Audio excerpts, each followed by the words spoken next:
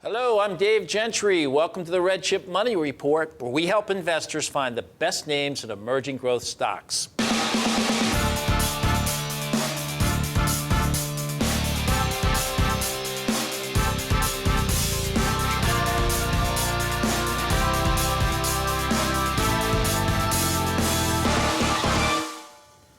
You know, RedChip has a long history of discovering winning stocks. Have you heard of a company called LKQ Corp, NASDAQ company, symbol LKQ? This company provides replacement parts and components to repair vehicles. Current revenue, $4 billion. We issued coverage on November 28, 2005 at $8.30. A return for investors who bought on our research of 315% because the stock split adjusted is now trading at $24. In just a few moments, you'll see interviews with senior executives from a leading developer of a stem cell therapy company whose CEO is widely noted as an authority in the field that will revolutionize healthcare. An energy equipment company that serves some of the largest oil and gas producers in the world, and a leading developer of anti-counterfeit products. All the featured companies today are RedChip client companies and pay RedChip a monthly cash fee. Later in the show, we'll watch an interview with Michael Corbett of the Perritt Funds, a leading small-cap investment fund. Let's go now to an interview with Dr. Robert Bzdick, Chairman and CEO of NeoStem, a cell therapy company capitalizing on the paradigm shift that is occurring in medicine. In the future, cell therapy will play a significant role in the fight against chronic disease and in lessening the economic burden that these diseases pose to modern society. Let's watch a follow-up interview with one of the hardest working and smartest CEOs I know, Robert Bzdick. Here with Robert Bzdick, the CEO of NeoStem. Thanks for being with us today here in our studio in Orlando. Thanks for inviting me. Your company is a New York Stock Exchange company. You've been around several years. You've been the CEO for 6 years. What does your company do?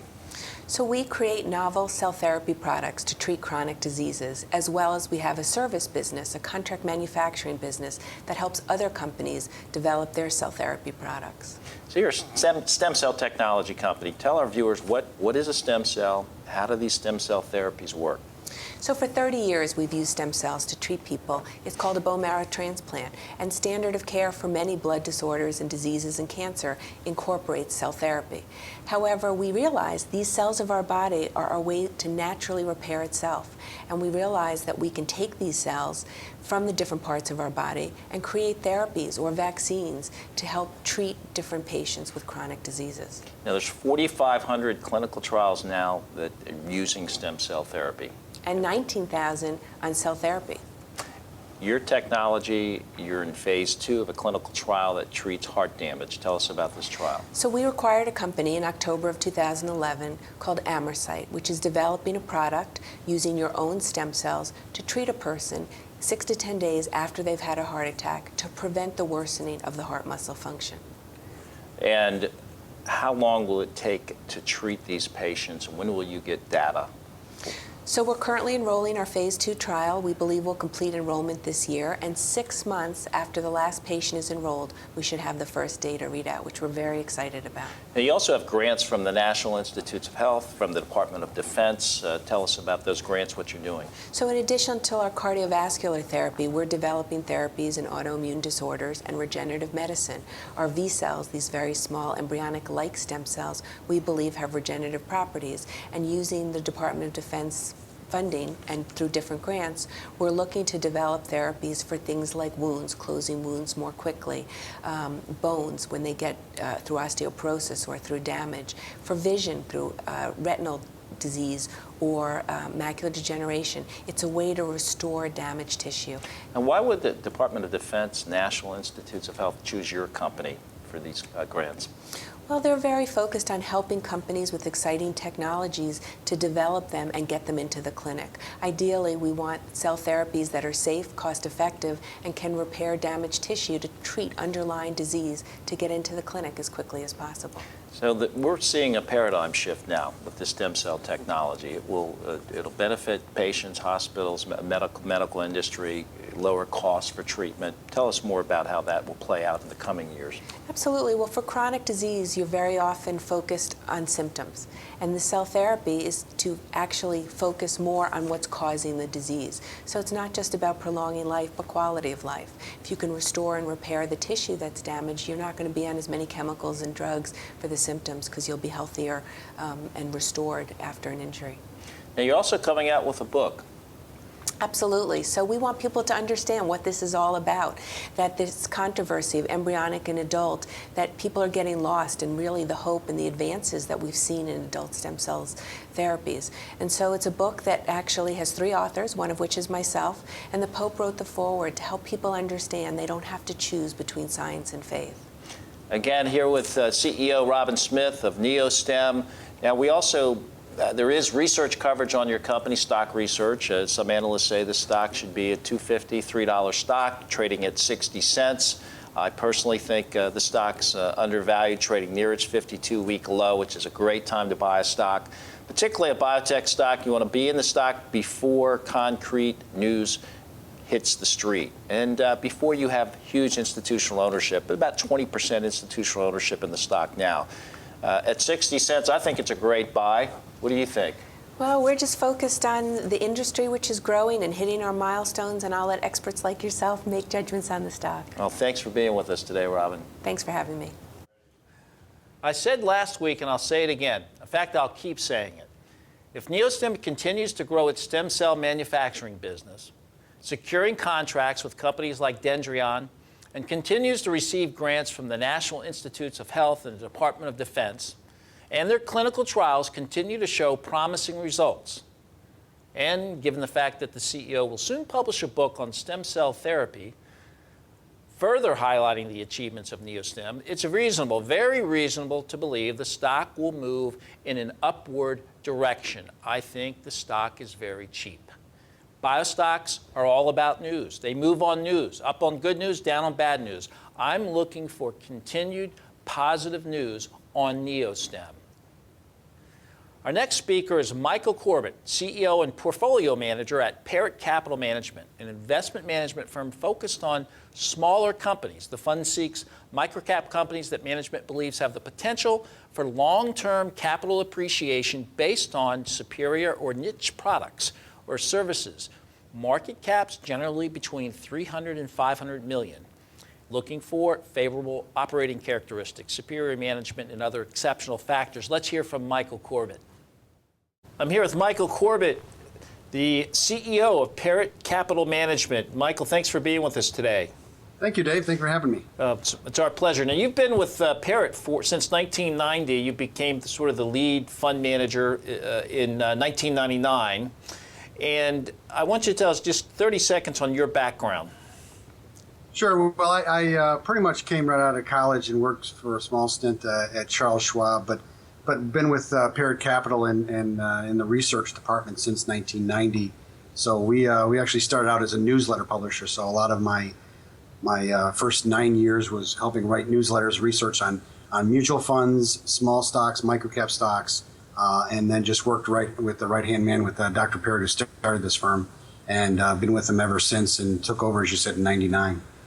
So it's been 22 years of experience in this space. Now, the firm's small company investment strategy was built on the research of a gentleman named Rolf Banz, University of Chicago doctoral student. Tell us about his research and how that became part of your firm's strategy.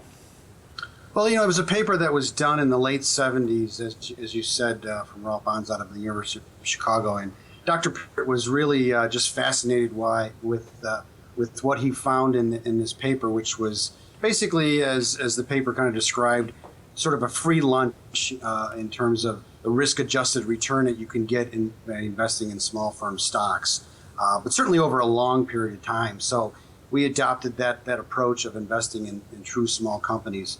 So ever since the inception of the firm, we've been using this process, which basically is invest in the bottom 20% of market cap companies. And what he learned is that the efficient market theory is not necessarily true in all cases, that the tendency for common stocks of the small companies is to outperform the stocks of large companies that have equivalent levels of risk. correct? That's absolutely correct. It really is about the inefficiencies that occur within the smaller microcap space. What's your outlook for microcap stocks, smaller cap stocks in 2013? Well, in 2011 they had a pretty tough year. They were the laggards. They came back pretty strong in 2012. They're off to a great start this year. We would expect a correction sometime soon, but one thing to keep in mind with small cap stocks or microcap stocks is they tend to have serial correlation. What that basically means is that once they perform well in one given year, one time period, they tend to continue to perform well. So we're expecting to have another strong year this year and possibly for a couple more years. Are there any sectors you believe are positioned to outperform other sectors this year? Well, we're pretty agnostic when it comes to industries. To us, it's really about finding the best gems within the space. So we could find, great companies that are in out of favor industries. So to us, it's finding the companies that are inefficiently priced and that have, in a sense, niche businesses that can survive and prosper and thrive over any kind of cycle. What's your essential criteria in choosing these stocks? Well, we have a series, over the years, we've continued to add tools to our process. And one of the tools that we use is, I'll break it down in terms of 3 Qs. And really, but it's basically is related to quality. So we first judge quality of financial statements, and we use a 9-factor test where we judge the 3 financial statements through 9 different factors. Companies have to get at least 6 of those 9. Then we go through a series of quality of management. What's the background of management? Are they on the right side of the table with us? Are they incentivized to grow the business as well as the appreciation on the stock? And then finally, is the business plan itself quality? Does it make sense? Do we see leverage in the business model where we can see it grow? From there, then we certainly do the basic channel checks and a lot of background, in terms of the company and assessment evaluations. Michael, what's the greatest lesson you've learned investing in microcaps over the last 22 years? I would probably have to say, as I often joke with my team often around here, is winners are winners and losers are losers. And what I basically mean by that is if you have a company that has started to perform well or its stock has started to perform well, just because you've made 50 or 100% doesn't mean it's done. There's more room for it to run. I've seen just in my 22-year history, a lot of companies that I've invested in where I've made 2, 3, 4-fold and thought I was a genius, and it turned out to be a 5, 10, 20-fold increase over time. So it's really about letting the winners run. So that's the biggest lesson that I've learned. Well, thanks for sharing your wisdom today, Michael. It's been a pleasure, and we've hopefully our investors have learned a lot today. Thank you, Dave. Thank you for having us. Thank you, Michael Corbett. We'll see you next time. Our next company is Profire Energy, PFIE, on the over-the-counter bulletin board. This is an energy equipment company that's helping some of the world's largest oil and gas producers operate more efficiently. The company creates combustion management systems for fire tube vessels used in oil and natural gas production. Let's go to an interview with the company's Chief Financial Officer, Andrew Limpert. I'm here with Andrew Limpert, the CFO of Profire Energy. Andrew, thanks for being with us today. Thanks for having me on, David. Now, you have a very interesting technology that serves the oil and gas industries. Very large companies use your technology, allows them to meet certain environmental standards, safety issues. Tell us about the technology. Well, the technology is used in the process of purification of oil and natural gas. So what happens, just to give you a little background, is that oil is taken out of the ground. It has impurities in it. Natural gas could have water in it. It has to be dehydrated before it can be shipped. Okay? So that process, that purification process, requires heat. It requires flame. The fuel goes through a big furnace, and we regulate that heating process. We regulate the temperatures and the flame as it's being heated. So your technology is really software and thermostats for these large oil fields that are burning off this impurities in their natural gas and their oil. You generated $15 million in revenue in 2012 with $3.5 million in net income. That's 20% net margin, so net margin's very, very good. Revenue's a little bit off in fiscal 2013, which actually ends March 30th. You invested heavily in the U.S. Tell me why you invested in the U.S. We see a great opportunity in the U.S. Look at our operations in Houston, Texas. A third of the wells in the United States happen to be in Texas, so it's a natural fit for us.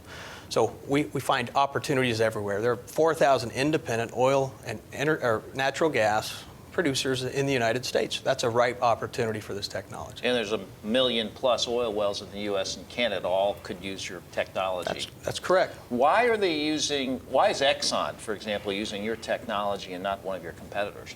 Well, we think we provide a complete solution to the combustion process. So not only is it safe, not only is it friendly from a green technology standpoint, but it's also very efficient. We're actually measuring the amount of heat that the combustion devices, the furnaces, have to produce.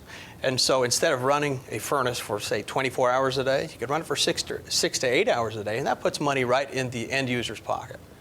And I wanted to note that the U.S. will be the largest producer of oil by 2020, surpassing Saudi Arabia. So this market opportunity is very large and growing. It's a tremendous opportunity, and we recognize that.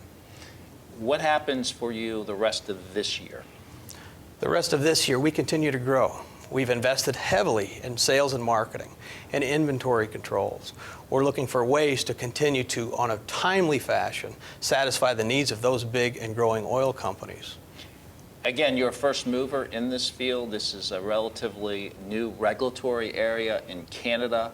The U.S. is not caught up with Canada yet. You're ahead of the curve by planning operations here. Tell us what happens to your revenue, your net income, 3 years from now. Well, management is focused on growing operational earnings.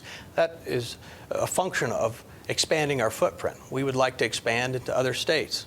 We would like to be there as far as a service provider at the locales where oil and natural gas is being produced. You look at North Dakota, you look at Pennsylvania, those are natural areas for our expansion. So what will revenue and earnings do? I wish I could predict that exactly, but I know that as we execute, and we do so with the commitment that we've shown in the past, that our operations should grow.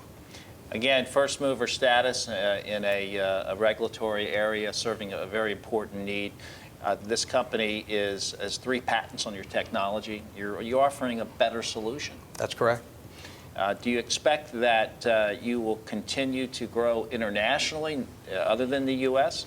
Well, we have a distribution relationship with a company in Brazil, and we would continue to expand internationally. We would look at countries like Australia and New Zealand. Those are natural fits, maybe someday even India. Well, you're at the right time, in the right place, with the right technology. So look forward to following your company. Thank you very much. Thank you. My value proposition. Though Profire recently reported a less than stellar third quarter, earnings were down due to capital expenditures in their U.S. operations. But this investment was well spent money, as their U.S. sales were up 500% for the first 9 months of 2012. We have a stock trading in a range of $1 to $1.40. Fundamentals should continue to get stronger going forward, serving very large markets. They're working on a newer, cleaner, more efficient systems. Historically, this is a profitable company, still profitable now for the first 9 months of 2012. This appears to be a very good place to start building a position. Now let's go to an interview with Robert Bzdick, CEO of Document Security Systems. DSS is the symbol on the New York Stock Exchange. This company is in the business of counterfeit detection and protection. And it's merging with a private company that will bring a $7 million capital infusion, a new management team, and a very strong patent portfolio. I'm here with Bob Bzdick, the CEO of Document Security Systems. Bob, thanks for being with us today. Thanks for having me. Now, your company is in the business of protecting against counterfeit. Tell us about your business model and your technology. Well, DSS is addressing a worldwide problem in counterfeits. Right now, counterfeits amount to almost $500 billion worth of product a year. That represents, believe it or not, 5 to 7% of all trade in the world. This is a problem for major brand owners, especially in the pharmaceutical area, cosmetics, and consumer products. What we have done is we have made the management of that process of checking for counterfeit and diversion very easy, turnkey, for the brand owner. You're telling me 5 to 7% of the trade in this world is counterfeit? At this point, that's correct. Counterfeit goods.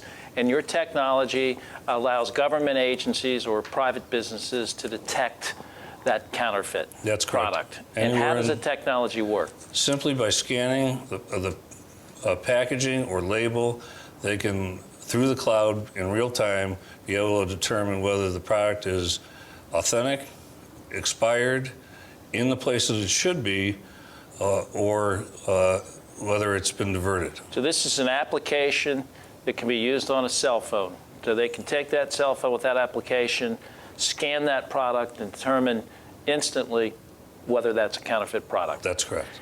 Now, are you the only business, only company that has this technology? In real time, that's correct. And the only one. And this then is a multi-billion business opportunity for your company. Absolutely. It's a game changer for DSS. Now, you've been in business since 2003. Trailing revenue the last 12 months is about $16 million. You are losing some money now. But you have a merger with a company called Lexington. They're bringing $7 million into your company and a vast IP portfolio. Tell us how this merger will change the paradigm. Lexington brings to DSS an expertise not only in identifying good IP, but also helping monetize it and defend it. DSS has been developing good IP and also is developing much more, especially in the digital area.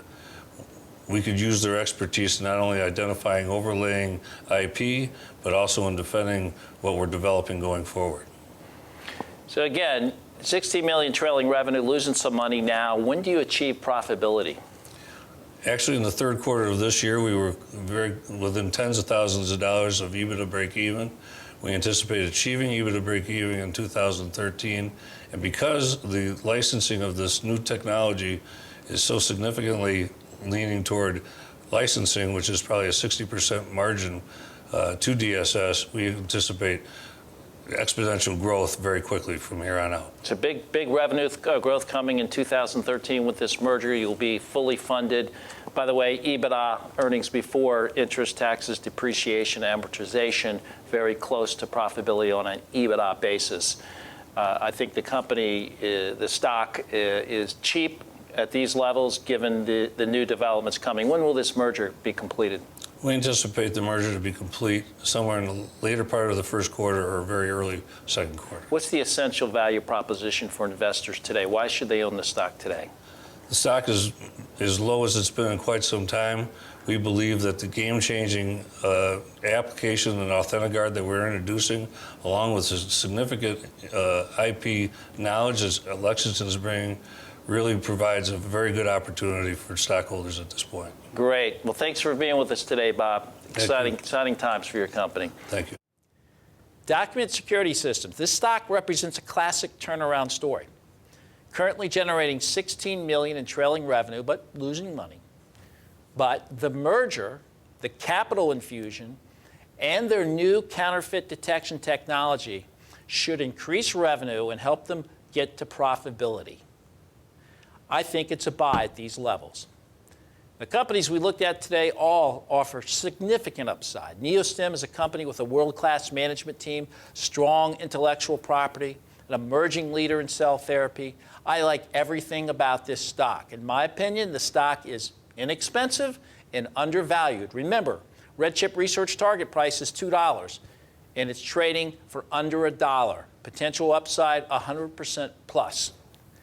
Profire. You can buy this stock for just over $1. Historically, profitable company, just invested heavily in building its U.S. operations, serving Fortune 500 companies in the oil and gas industry that use their burner management systems. And though revenue and earnings are down for the 9 months, we expect to see improvement in the top and bottom line in the coming quarters. Again, I like the stock at current levels.